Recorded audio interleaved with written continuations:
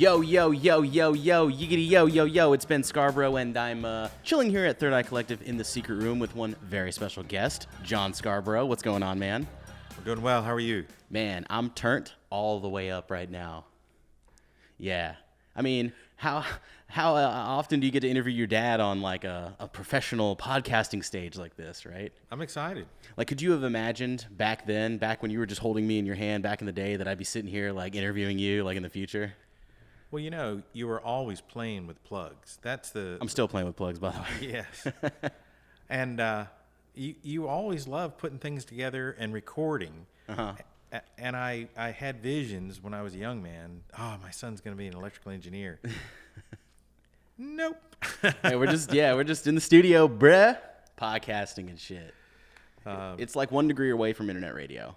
You know, we can edit it down. I could resequence it. I don't feel like we're going to have that issue today, but I'm a huge fan of podcasting right now. Just talking in general. Like in the past year, I've probably used my mouth more than I ever have in my whole life. Just running my mouth. Well, you do it so well. I played just a little bit from your recent episode to my coworker. Okay. And he heard it and he said, you know, you got it going on. I got the chops. Yeah, he was impressed. And you have the gift of gab. You speak clearly. And even when you write content, I thought that you did a really good job of organizing it and putting it down. So I'm very proud of you. I've been bit by that content creation bug. We just live in like a content-driven society, so it's like I could just waste away in a room or I could just make content. You know, that's how I feel. So what kind of day you having? It's a long day. Yeah. It's been up. I struggle. You know, it's only an hour difference between Auburn and Atlanta. Mm-hmm. But that makes a big difference, trying to stay on Central Time but get in the office on Eastern Time. Yeah. And we're still working with the group back in Tallahassee, and so I worked all the way through lunch. Now you're not just an engineer, but a professional engineer, right? Well, I was. I took the PE exam and got my license in 2004. And I had it until just recently. I let it lapse. Oh, so it's one of those things you got to re-up on. You do, and it wasn't such a big deal of re-upping. But about 4 years ago, they added the requirement to do continuous development and professional development hours. Okay. And taking classes and things. And my specialty was actually in machine design, and there's nothing there that I could find. If I were in other areas like heating, ventilation, and air conditioning, as an example, huge, tons of classes you could take. Mm-hmm. But gear design and mechanism stuff, like, not so much. You just couldn't find anything? Well, I couldn't find anything that I was interested in. I should have just bit the bullet and said, okay, I'm going to sit through 8 hours of, how to size a cooler or something, and I would have been able to do it. And I kept saying, I'll do it later. But I got my license really right before my dad died. Mm-hmm. And he was a mechanical engineer, and I was an engineer, and I really wanted to prove to him that I could do this. And I proved to myself too, but he kept telling me he had dreams of being a professional engineer and getting a license. And I just thought, to honor him to do it. And of course, he was in the throes of Alzheimer's, and I was never quite sure whether he fully appreciated that his son did something that he was hoping that I could get a license. But I didn't really need it for my job. Okay. It was more of a badge. I was very proud to have done it, that I was capable of doing it. And my friend Ed, I told you, we mm-hmm. visited he still keeps his, and he's like, oh, if we go to consulting, you got to get it again. But he told Kim, actually, he said, yeah, I don't think John could take it again, and it passed, no problem. Uh-huh. I do. I worked very hard to get my degree. Yeah. I dropped out and wasn't sure what I wanted to do. And so you were at Virginia Tech, Virginia right? Tech, yeah. And you did one semester? I did. Back in those days, it was quarters, so there was 3 quarters instead of 2 semesters. And I did fall and winter quarter, and then I was going into spring quarter. And it just I wasn't feeling it. So you dropped out of Virginia Tech? So I dropped out with the intent of coming back that fall. But then what happened? I didn't. Hell yeah. I started partying, and I was just lost. I was just a lost person. This is like mid-'80s, right? This would have been 81. Okay, early 80s. And so it was actually the winter of 81, 82. So it was, and I really hit a low point. You've probably felt this. Hopefully you haven't felt it from me or your mom very much, but my parents and everybody I knew, they couldn't understand why I dropped out from tech. Mm-hmm. They had such high expectations and I couldn't do it. So I felt like I was at rock bottom, and that's when I ended up making the decision to join the Marine Corps. So this is I never really get a chance to drill you about that. So let me hear what it's like to join the Marine Corps. So I was at a low point. Like I said, I felt like everyone thought I was a failure, that I had so much potential. I was a graduate of honor graduate in high school, and so much potential, blah blah blah. And everybody I felt like everybody was looking at me like, what happened? How couldn't you do it? And so I lived in a Navy town, and I just didn't want to be a squid. That's what we used to call sailors. Okay. I didn't want to be a squid.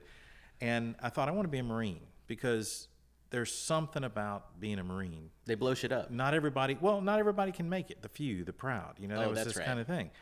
So it was sort of an elite, and that's what I was looking for. So I didn't know what I wanted to do. I went to go study engineering at Virginia Tech, not because I really wanted to be an engineer. I didn't have a passion for it yet, but I was good in math. I was good in science, and I thought, well, this is what you do if you're good in math and science. And then when the going got tough, and I was still learning how to be a student, and I was 6 hours away from home, and back in those days, Blacksburg was in the middle of nowhere, and all these pressures got to me, and I got homesick. I just wanted to go home. I feel like a lost boy, and I go see the recruiter, and this gunnery sergeant gets up from the other side. He heard me, I guess, belly aching to this recruiter, and he gets up and he says, "Son, you're going to take this test." It was called the ASVAB. It still is. It's the Armed Services Vocational Aptitude Battery. ASVAB. This is that test. This right? is that test. Everybody's That's right. Take it. He says, you're going to take this test, and it's going to tell you exactly what you're good at,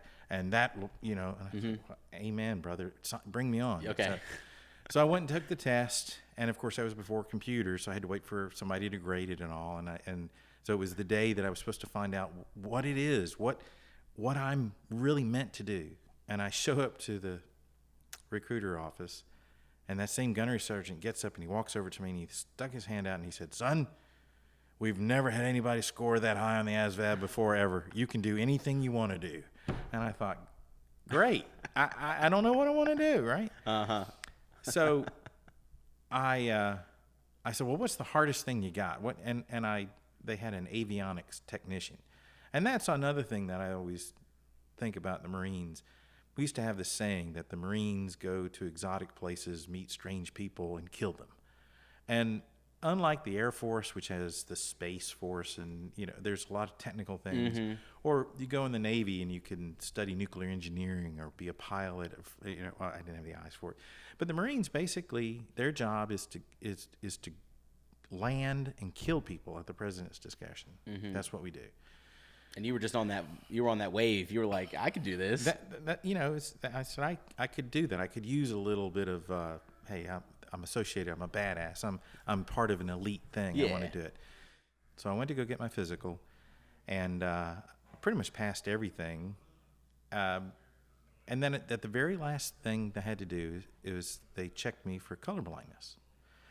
And the test was this book. You opened it up, and there was a bunch of dots. It's called the Ishihara test. Yeah. And the first dot, there was a bunch of gray dots, and in the middle, orange dots, and it was like the number 12. And I said, it's 12. And they flipped it, and he said, well, now what? And from then on, I couldn't see a single number in any of them. Okay. And they're like, holy crap, you're really bad colorblind. Well, I had no idea. How do you know? I was 19 at the time. So then they weren't going to let me in because I was colorblind. Yeah. And the last thing they did is this Navy corpsman went across the room, and they had this little lantern, and there were these gels. There were red, white, and green, and there were two of them. And he'd turn it, and he'd say, well, what color is this? And I would say, red over white. And he'd say, what? And I'd say, red over green. Okay, flip it to the next one. So we did that, and I just barely got in. And he said, "Okay, you can get in." Well, when I went back, I found out that as a colorblind person, I couldn't be I couldn't work in electronics because in those days everything was color coded. Okay, yeah. So Man, what a blow. Yeah, it was. It was devastating. That was like high praise from the gunnery telling you could do anything, and then here you are finding out you're colorblind and you really are not qualified to do anything. But you hit Paris Island though. You hit boot camp, right? Yeah. So the only things that they let me, I was qualified was I could be a cook or I could work in the warehouse. Damn. So I went from being able to do anything in the Marines to just those two, and I didn't want to be a cook. So, yeah. And they told me they would let me out of my enlistment contract because that contract was contingent upon me qualifying for my MOS. Yeah. I decided I would go in, but I would go in the reserves, and I was going to be a warehouseman. That was going to be my MOS.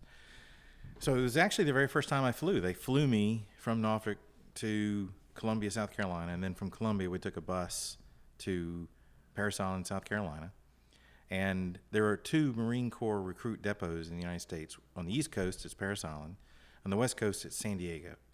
And so when you meet somebody, you're either East Coast Marine or West Coast Marine. And, and there's a little bit of East Coast, West Coast kind of thing. Okay. You know? What's up, brother? Paris Island is known for their sand fleas.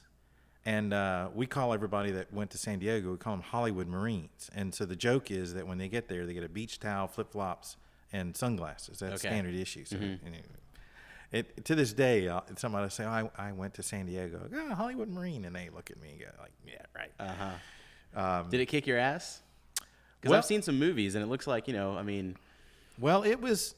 We've all seen Full Metal Jacket. Yeah, and it was. So 1982, it was 7 years after the end of Vietnam. Mm-hmm. Now, when I was 19, it didn't dawn on me. 7 years is not that long. And so there were a lot of people that had served or had were around Vietnam. And, of course, my mother was terrified. We just got out of one war, the Marines that go places. And so, no parent wants their child to go somewhere. Yeah, understandable. But I showed up with the clothes on my back because I knew that's all you needed. Mm-hmm. But there were a lot of people who showed up with suitcases and, they just ate those guys for lunch. Oh, yeah. And, of course, my dad, this is the story. My father graduated from the Naval Academy in 1960. And, you knew him as Poppy. But Ray Scarborough was a mean son of a bitch. He could be. Uh-huh. And I grew up with that. And so by comparison, the drill instructors just really didn't seem that tough, Oh, okay. When your father is breathing fire on you and you grow up in that environment, and then you got these guys that are acting. Yeah, they're acting. And it's really it just hard. Didn't phase you. It just bothered. But I initially just was like, I'm going to do my time and get in and get out. Mm-hmm. The first thing they did is, does anybody have any college experience? And I raised my hand, and next thing you know, I'm the admin recruit. So I was put in charge. Oh, special treatment. My time in Paris Island and my time in the Marines were very formative. And I could see doing it. I mean, I actually contemplated doing it for a career. Okay. Because I loved it so much. And I loved calling Jodies and marching. Oh, man, you just don't know how much fun it is, and it's like a side of you that I never really got to see, kind of. What do you think about Generation Snowflake, by the way? Everybody gets a prize. Everybody's a winner. Well, I can only imagine what the men and women who grew up in the Great Depression and fought World War II must have thought about my generation. I mean, I can remember people from my generation wearing hip huggers and long hair and hippie shit. Hippie, that's right. And every generation thinks that the generation are so after them, they're wimps and whatever. Yeah. You think that's just what's happening? I don't buy into that. I just don't buy into that. It's different, and most people, think that different is bad, and it's not what I did. Now, there are times where I fear for the fate of humanity. I mean, Bird Box Challenge. Yeah, when you see people who in my generation, the impression is that they spend all the time playing video games. They don't get outside. You see people walking together but they're not conversing. They're social media and texting and all. Their face is buried in their phones. Yeah, and I hope it's a phase that they grow out of, because this world is about human connection. Yeah. And the older you get, the more you realize that that's all that matters. Yeah. And who we've touched and who we've met and what experiences we've had and who we've connected with is really what life is all about. And I fear that people are missing that, or that they'll be late in life thinking, gosh, why? Because he used to tell the story about... I should have DM'd. Yeah, DM. That's a, yeah. I don't know what that means. It's like, so there's a social media app. You may have heard of it. It's called Instagram.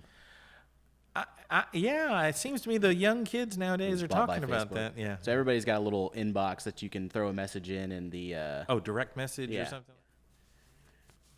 You might get your best meme out, your best JPEG, and you might have to slide in that DM. So, I mean, that's where it's like, yeah. Instagram is like a dating app now, but yeah. Yeah, I know. You're like, what? You don't even have an Instagram, do you? No. What's up with you in social media? You just never really. Well, I didn't see what the big deal was. I got into Pinterest because it was interesting. The concept of being able to look at people's pins and see stuff, and it was like your own personal internet without the ads. Yeah. And you find people that are interested in this. Oh, I'm interested in that too. But the app pushes stuff. My inbox on my Google. Gmail. You got to turn those off. On my Google, on the Gmail. Yeah, I need to do it. But it's just constantly, somebody liked your pin and whatever. The only other thing was Facebook, and it took me a long time to get on Facebook. Initially we got on was to stalk you and your brothers. Okay. Back in the day, just to see what you were up to. Uh-huh. And all the parents got on, and it was a way to connect with high school friends and college friends and family especially. You get to look at those sorts of things. And I had it on my phone, and that's where I was really, because it's a company phone, but I was using Facebook on it, right? And that's how I was connecting. And then when I found out that Facebook was actually monitoring, I took it off, because it's one thing if it were my personal phone, but the fact that they were scraping information, or potentially could be scraping information. Not a good look for a company phone, right? That's right. So now what happens is I have to go log on, and so I've really fallen off. I haven't gotten off of Facebook. I so rarely get on it anymore. It's not like in your face, in your pocket anymore. That's right. You have to go to Facebook. Exactly. That's exactly the point. So I happened to look at it in passing on my iPad or something, and it looked like I had 100 something notifications or whatever. And so that's Facebook's way of being like, oh wow, look at this big ass number. Wanted to draw you back in a while. Or something. Yeah. So I've been meaning, and we had a holiday weekend coming up, so I might get on there and finally check to see how things are. Yeah, man, pull up the kid, man. Like some of my pictures, man. God. Yeah, I might do that. But how hype are you for Avengers Endgame? I'm actually pretty stoked about it. I've been following along. I agree with it. What everybody is giving all kinds of praise to Robert Downey Jr., and he really is the Godfather, right? I mean, Iron Man. If they hadn't cast him and he had done such a great job with Iron Man, we wouldn't be where we are. Yeah, it's true. He is the personification of Tony Stark. Yeah. And I'm also a huge Chris Evans fan, just so you'll know. Oh, yeah. Captain America is my boy. Yo, is he going to die in this one? What's going on? I don't know. But I remember the first time I saw Chris Evans, he was in the Sony, the Fantastic Four. Fantastic Four. Yeah. And he played the Human Torch. And I was like, I don't like this guy. And then all of a sudden they cast him as Captain America, and I thought, this is terrible. But actually, he's fantastic. Yeah, he's been killing it. And I've been watching him on some other. He did a turn as an uncle protecting a girl, as his niece in a movie called Gifted, and she was checked it out? Borderline genius, or she was a genius, right? Mathematical genius. And he just, I was bawling. He did such a fantastic job. Good. He's probably around like some of the best acting coaches in the whole industry. And is he gonna die though? Is Cap gonna die? Is Iron Man gonna die? What's happening? Well, they what's gonna happen, dude? Endgame, dude. Yeah, we gotta avenge the fallen. I think Tony is going to die. Yeah. And I think they've set it up. I've been watching some fan theories on YouTube, and I think they're head on. I think he is actually going to wield the Infinity Gauntlet and knock out Thanos, undo the snap. Oh, okay, yeah. And that may end up wiping him out, and that'll be his swan song. Or it could be Cap, you know, a man at a time. I did watch a YouTube video that was really interesting. They took the 3 Captain America movies and really covered that arc of the first one was Americans' innocence, and then Winter Soldier and Civil War, and how the great writing, just all around, great acting, and to think that it came from comic books, or graphic novels. Dude, so I must have been like 12 or 13, and I must have expressed some kind of interest in video editing or wanted to be a filmmaker, and you went out and bought like a Dell desktop computer with a capture card, and then you also bought like a Canon mini DV camcorder, and I remember it all kind of showing up at once and me being like, oh shit, you know, and I really cut my teeth on that gear, and like Pinnacle Studio 8 was the software that was eventually bought by Sony. And so like this guy right here is the reason that I'm into filmmaking and video editing, because he basically just gave me everything I needed like on a silver platter, and it's like those skills have been deepened and expanded upon as the years have gone on. But like this is the guy who pulled the trigger on my first camera, my first editing software, and basically you created a monster, dude. I'm just letting you know that. Well, I'm like every other parent. You always want your kid to live to their full potential. And this was something that you were really interested in. And I think I was listening to NPR or something, and they were talking about how really we lived in this era where people could actually do this sort of thing. Like, are you talking about filmmaking? Well, filmmaking, film editing, put it all together. It was getting cheaper. It was getting more affordable. That's right. And you could do it all on a computer, whereas before, you know, you had to own. That's right. And you had to own a studio, and so everybody was getting involved, and this seemed to be. I mean, you were really into it, and so I thought, well, not only was and I happened to go through a technology window, because all the gear and the software that you bought at the time was standard definition software. And so I went from the standard definition to high definition window around 2009, 2010, where suddenly we're dealing with rectangles instead of squares, right? Right.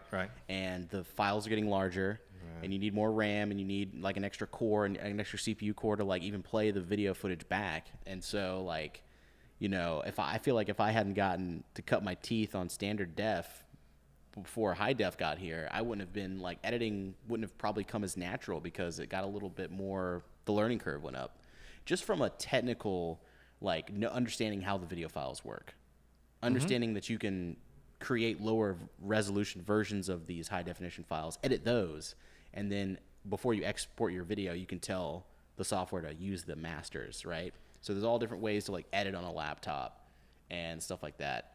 Now, another thing that he got me into was video gaming. Yes, your mother will never let me down on that. There's this like story from our youth where like the Nintendo 64 is coming out, and my mom, Kim Scarborough, has made this like shoots and ladders thing, and which is a board game, by the way, for everybody that doesn't know. It's important. and it's like it was supposed to live on the fridge in the kitchen, and it was like, as Patrick and I did so many chores or whatever, we would work our way up through chutes and ladders to get to the top, and that would be our reward, was this Nintendo 64. And you came home one night with one early under your arm or something like that, and kind of like got busted or some shit. I just remember playing Mario like on day one or some shit. Well, I didn't realize that your mother wanted to make it to where you guys earned it. Oh, okay. And you didn't realize it. And you have to remember, I was from this era, so the very first computer I ever saw was on television with just blinking lights and stuff. Star Trek type shit. Yeah, right? Star Trek. You don't even know what a computer is. And then it was the fall of 1980 when I was a freshman in college at Virginia Tech. And the first computer I actually got to learn how to program using a language called Fortran. And we actually had to write a single line of code on a punch card. And it was a bunch of punch cards. And I was so excited about writing simple 10-line programs. And it was pretty neat. Well, Then I come back from the Marines, I go back to school. Now it's the PC revolution. Right, the microcomputer age. Yes. And everybody has PCs. We have to do all of our homework but it's all text-based. Yeah. Right? It's just blinking screens and the GUI floppy wasn't there drives. yet. And it just took off from there. So now it was when the first 16-bit microprocessors came out. They were, and then 32-bit, and then 64-bit. What are you going to... And then they say Nintendo has a video game. It's a 64-bit processor. Yeah. It just blew my mind. Uh-huh. That for $100, I can buy a 64-bit computer and have it in my house. And I did. I remember playing out of some Super Mario 64 with you. On road trips, we took it everywhere. Oh, yeah. We were upstairs. We'd be upstairs in Kentucky. That's where we lived at the time. And you, me, and Patrick, and then William was a little kid. He was born in, about the mid when we were there. Yeah. But yeah, we would sit there and play and do, and then we'd buy the guides, and it was a real bonding thing for me. Mm-hmm. And now Pat's a professional Twitch streamer. He is. He's playing video games right now as we speak. Yes, and I of course, your mother's never let me I set you down a path that has ruined you all. Gaming, oh my God. I'm pretty sure we got some serious problem solving skills and I'm not gonna say hand-eye coordination because it's not like we play baseball or anything like that. But I mean, there's just something about gaming and interacting with software in that way that kind of.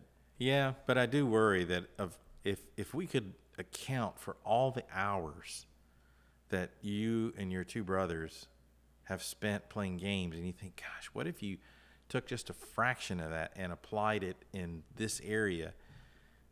Where would you be? Would you have found the cure for cancer, or you would have been the person that started Facebook or something like that?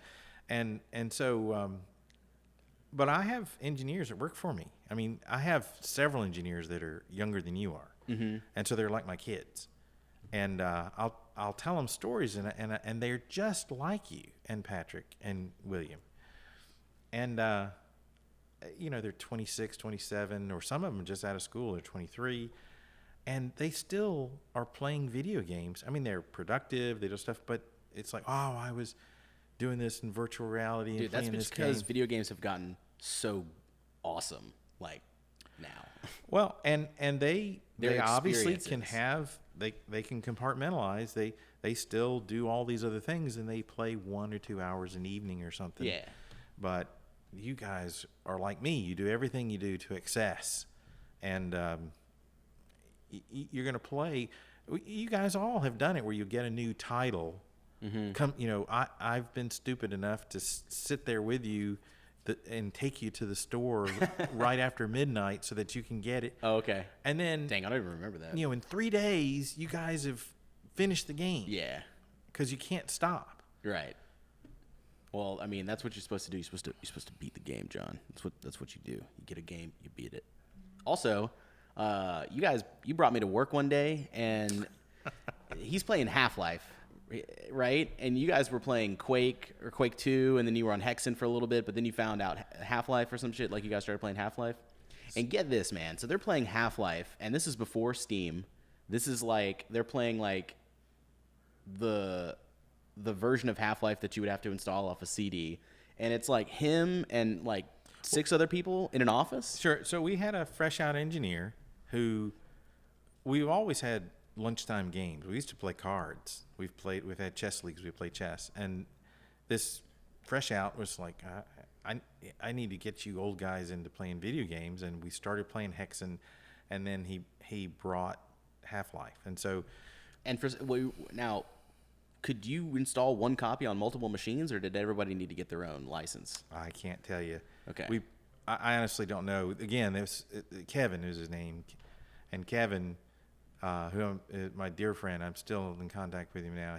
He did all that. Of course, he's in his 40s now. It's amazing. And I will forever see him as a 25-year-old, 24-year-old fresh out. But so there's multiple workstations on a computer network at your office. That's right. And we actually had a PC in a conference room, and we set it up as a server because when we initially tried and anybody would be the server, they would have an advantage in lag. So you're saying if I hosted a game on a local area network game, I would have.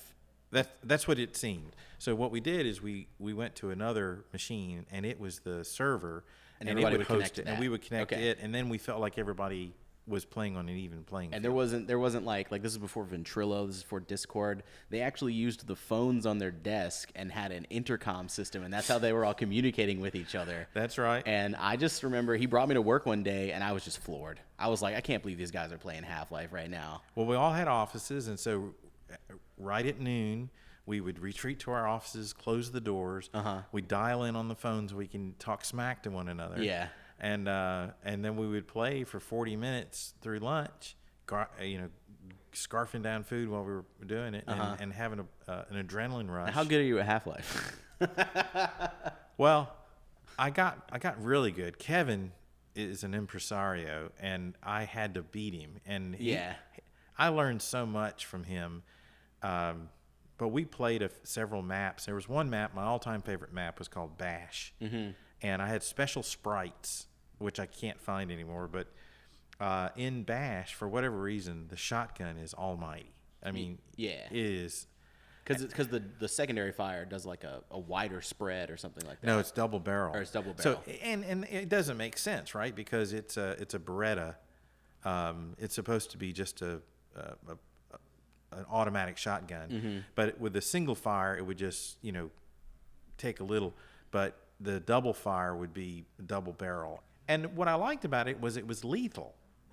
The game was lethal, and in real life, if you shoot somebody, they go down. It's not like they go, oh, somebody's shooting me, which is why I never liked Team Fortress or anything like that, because at the time, those mods were you'd sneak up behind somebody and you'd put a machine gun to their base of the skull and empty a clip, and the guy would run away. Like, what? How realistic is that? Because there's class system in Team Fortress. There's people with more health than other people, right, in Team Fortress. I couldn't tell you. All I know is I didn't like Team Fortress at all because it just wasn't very lethal. But Half-Life was like, that was it. Oh, man, it was. And Kevin just had this way of he could kill with any weapon that was available. Okay. And he taught us how to use all the weapons, and he was diabolical. They had this trip mine, if you remember. Yeah. And it was an electric eye, and and he would set a trip mine and then another one, and the beam would run all across the map, and he would stand there, and he would wait to see you go in, and then he would just step over and explode a mine, which would explode a mine, which would kill you. I mean, he was just he was constantly Evil coming genius. up with and and he would just And of course you had screen names, and of course I've never had a very inventive screen name. Mine was Scar, but you could go in there and he our boss who's now vice president, but he went in and changed his screen name to Leather Cheerio. Leather Cheerio? And he couldn't figure out how to undo it. So that forever, that's what his name was Leather Cheerio. Now, Half-Life is like 97, 98, right? And the legend is that John Carmack gave Gabe Newell the source code for the Quake engine.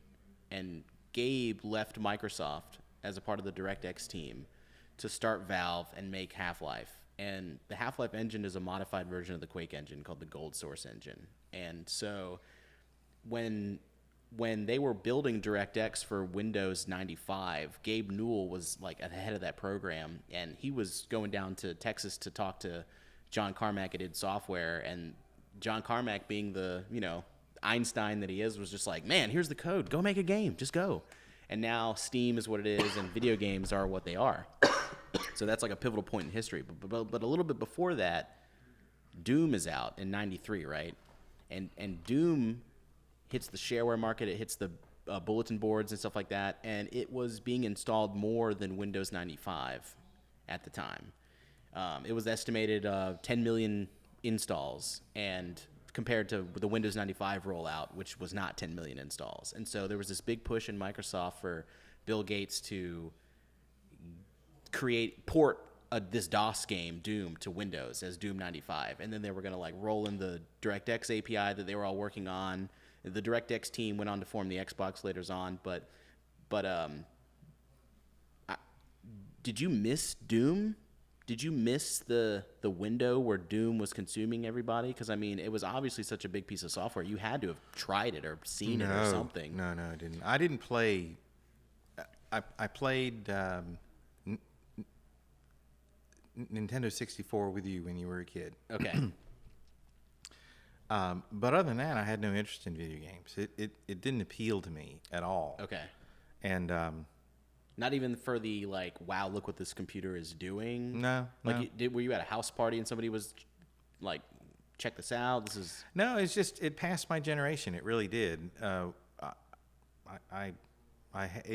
was. I viewed it, I think, as a kid's game. It's not something that adults do. Okay. And so, teenagers and kids and stuff, and it wasn't until, like I said, Kevin came and infected us with this. Hey, we got to play this thing. And I mean, I learned very quickly this is addictive. I mean, we would after lunch, we would gather around and we would talk about what it was and waste another 20 minutes or something. And we had to stop that and then after work, Kevin and I would go into our respective and we would play for another hour. And I would get home late because we were perfecting our game. But it was so much. And to this day, if like when you put it on my computer, and a couple of Christmases ago, and we started playing. And I mean, hours went by. Yeah. And I could have kept playing because I don't want to stop. That is and the addictive quality of it is both good and bad. Yeah, you got to know when to stop or whatever. You do. You have to know when to stop. Anyway, that's just a little bit of that's a little bit of trivia for you guys. That's an inside look into my dad's little gaming life and how it kind of rubbed off on me and my brothers and kind of put us on the path that we're on now. Because now I'm like I'm such a big gamer that I'm like the go-to for my friend group because I read all the gaming news and stuff like that. And so anybody who wants to buy a game, they come to me and I can like pretty much break down like the rules. And I'm a completionist too. I mean, I like complete titles. I mean, and I should be documenting all that stuff on YouTube. But what I really want to talk to you about is this moving couch thing. The moving sofa problem. That's what it's called? That's what it's called. The moving sofa problem? Okay. So give us a little bit of background on it. Let us know what you did. And yeah. Because it's big, right? Like all I keep hearing is from Mom is he's doing this. Yeah. Well, so it's my video games. First of all, you're a massive nerd, right? I am a massive nerd, and let's get that out of the way. Yeah. Well, when I came back, like I said, after the Marines and I went back to college, I was going to be an electrical engineer, and it was because my dad said, "Don't be a mechanical engineer," and I said, "Why not?" And he said, "Because everybody thinks that they are a mechanical engineer." They'll always tell you what to do. There's not enough bolts. That wall isn't thick enough. That blah, blah, blah. But if you're an electrical engineer, no one knows what they do, and they leave you the hell alone. Oh, okay. And so when I went back, I was actually going to be an electrical engineer. I had been in contact with the guidance counselor, and I talked, and they told me, show up this day and sign up for electrical engineering classes. And I was a Marine. I follow orders. And I showed up when they said, and I went to go sign up classes, and the woman behind the registration desk, she says, "Oh, no, that was last week." Oh, you missed it. You missed it. And I was like, "You got to be kidding me! I did exactly. I don't care what he said. You missed it, And she said, "You can come back next year."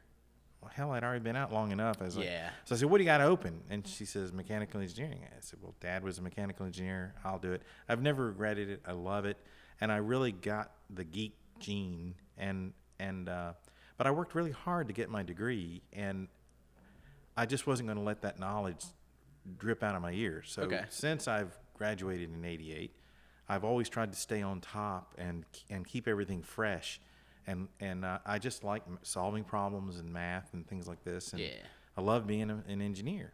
Now it's my passion. It wasn't before. So I was watching YouTube. and all my old friends are like, oh, we're discovering channels and sharing stuff. And there was a channel called Number File, like audio file. Oh, okay.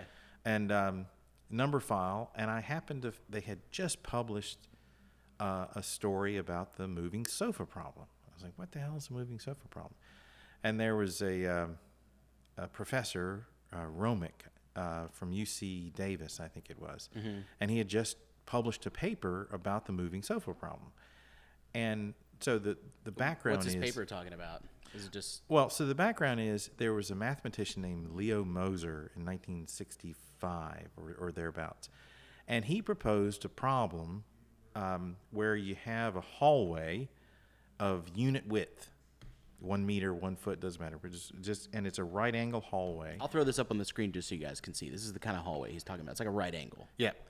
And the question is, if you had like a piece of plywood on the floor and you want to move that plywood around the corner, what is the shape that would have the greatest area that can go around a right angle corner? Just propose the problem. And about 2 years later, another mathematician named Hammersley, he in an article he had written, he suggested that there was a sofa that's made up of a bunch of arcs. And again, I'm sure you'll have a link to the Number File, and it's, if you search moving sofa problem on the internet, you'll have all kinds of hits, and there's a big community of people trying to solve it. And he proposed a solution that had a very elegant area. It was 2 over pi plus pi over 2. That's the area. And he challenged, is this the most area? Is this the biggest area you can get around here? Well, and it remained unproven. No one could talk, it was an optimization problem. And then in 1992, a professor from, he's now a professor at Princeton, a fellow named Gerver, actually proposed a shape, a sofa, so-called sofa, that was actually slightly bigger. It was about 0.05% larger than what Hammersley had done. Okay. And he proposed that is now the sofa of maximum area. But he couldn't prove it. He just suggested that it might be. And so in people who have that kind of bent or searching for it, so this guy Romick was interested in it. He was doing 3D printing, and that also reinforced it. And so he set out to try and prove whether or not, and it ended up, he learned a lot about the problem, but he couldn't prove it. So he did what any good self-respecting mathematician would do, and he defined a new problem, which is not only going around a corner, but going around 2 corners in opposite direction. He called it an ambidextrous sofa, and he proposed a sofa that was maximum area. So I brought some. Oh, dude, show us. So some things. So this is and we may have to. So there's a right angle corner. And you 3D printed this out, right? That's right. That's 3D printed. Yeah. See. And cool. So the idea is you have a shape, and so this is actually Gerver's sofa. This is the shape of that he proposed as being the shape of maximum area, and it fits in. And so you're moving the shape down the hallway, and then you get to a corner, and then you swing it around, and out it goes. Okay. And so he proposed that's it. Well, as I was watching so then Dr. Romick talked about the ambidextrous sofa. And so here's this sofa now, or a different hallway, where you turn one direction and then the other. And so you can see that this sofa will go around this corner, but then when it gets to this one, it can't. You'd have to flip it over to get it to go around. Okay. So he proposed this shape and said, this is the shape of greatest area that can go around this corner and then turn around and go around this corner. So it's an ambidextrous sofa. It seems like such a simple problem.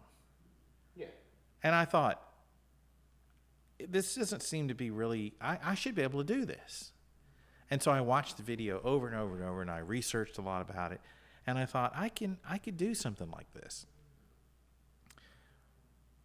and I dreamt about it as often the case. I was just fascinated. I was completely absorbed by it.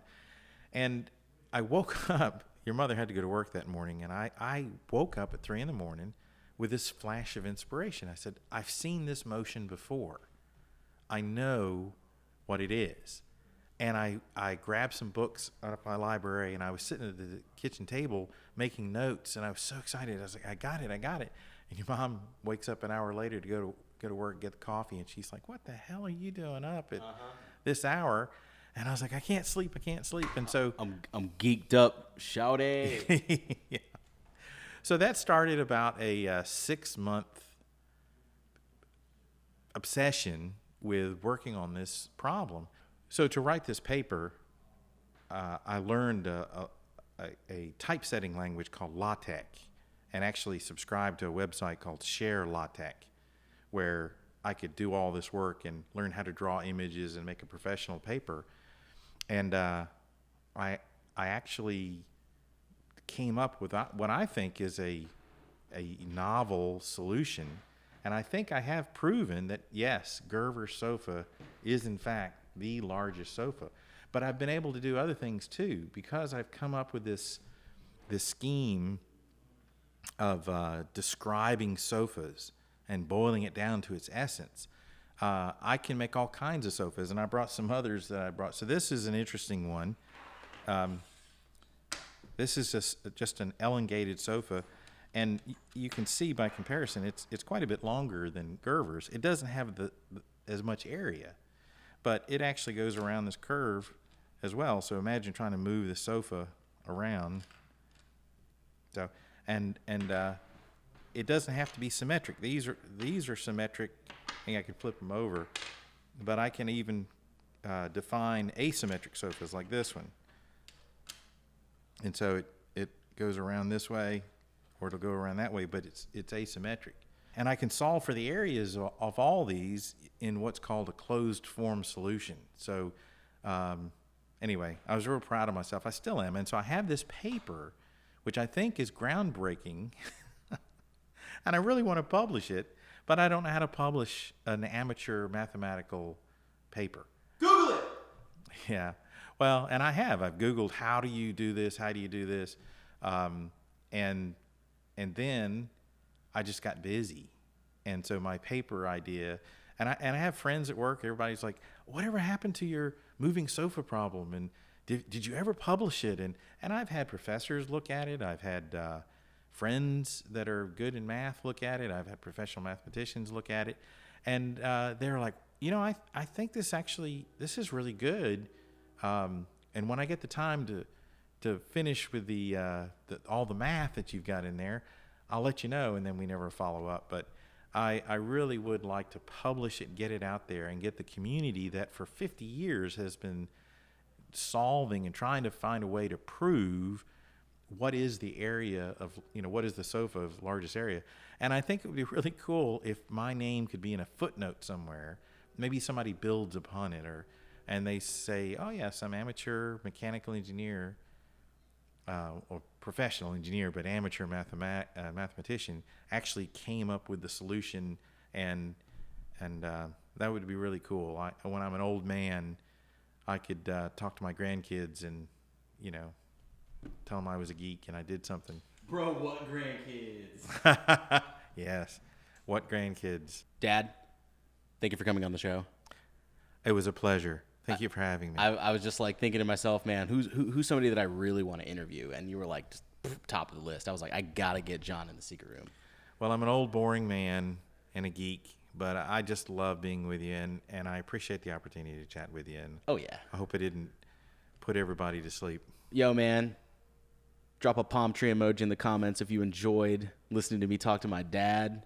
What do you say we get out of here and like get something to eat or something? Oh, I could use a beer. Yeah, it's beer 30. Oh, but before we get out of here, just because we got everybody that loves you listening in, let these folks know something, man. Let these folks know something.